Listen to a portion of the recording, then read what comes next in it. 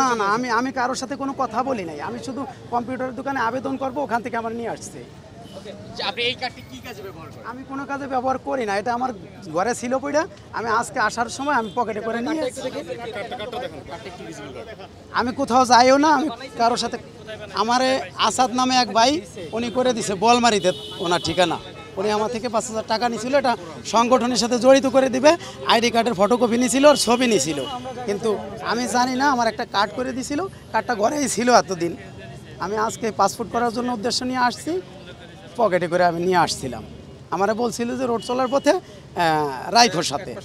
আপনি সাংবাদিক না হয়েও এই যে এটিতে একটি সাংবাদিকের সংগঠন, তৃণমূল সাংবাদিক ফোরাম, টোটালি খালি কাগজ দিয়েছিলাম, আমি জানি না স্যার যে আমার কোন সংগঠনে জড়িত করছে। আসেন ভাই, আর কেউ আছে? ভাই আসেন। এর মোবাইলটা কার কাছে দিয়ে দেন তো, এটা ইয়ে করে তারপরে এদিকে ভাই আমি একটা পাসপোর্ট করতে আসছিলাম এখানে, তা আমার এরা ভাবছে যে আমি কোনো দালাল চক্রের সাথে জড়িত কিনা এটা। আর আমার বলমারির এক ভাই তৃণমূল সংগঠনের সাথে জড়িত করে দিয়েছিল, 5,000 টাকা খায়। ওনার নাম আসাদুজ্জামান, উনি বলমারিতে থাকে, আমি গ্রামে থাকি, আমার ঠিকানা যদুনন্দিস, সালতা, ফরিদপুর। তো আমি আসার সময় আজকে সকালে আসছি, ওই কার্ডটা আমার পকেটে করে নিয়ে আসছিলাম, এটাই আমার অপরাধ। আমি আর কোনো কিছুর সাথে জড়িত না, আমি কিছু জানি না, কিন্তু পাসপোর্ট করার জন্য আমি এখানে আসছি। আসার পরেই যে আমারে ধরছে যে তুমি কোনো দালালের সাথে জড়িত আছো কিনা। আমি কিছু করিনি, আমি ভিতরে ঢুকছি শুধু, এরপরেই এই পাশে আছে উনি, ওই ভাই আমারে নিয়ে আসছে এই জায়গা, যে তুই জড়িত আছিস, তুই দালাল চক্রের সাথে জড়িত আছিস, এই কথা বলছে।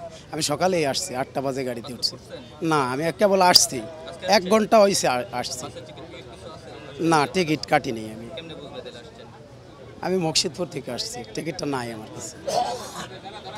আমি 1 ঘন্টা হয়েছে আসছি টোটাল। না না, আমি এখনো কারোর সাথে আবেদনে যাই নাই, কারো টাকাও দেয়নি, আমি শুধু সেই মাত্র।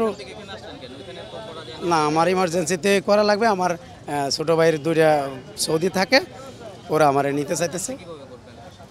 আমি এই সম্বন্ধে তো বুঝি না, আমার এই জায়গা বলছে তুমি ওই জায়গা যাও, যাই জিজ্ঞেস করো, দেখাই দিবে যে হ্যাঁ ফরিদপুর আছে। তা আমি জানি না সঠিক, আমি পাসপোর্ট করাই নাই কখনো।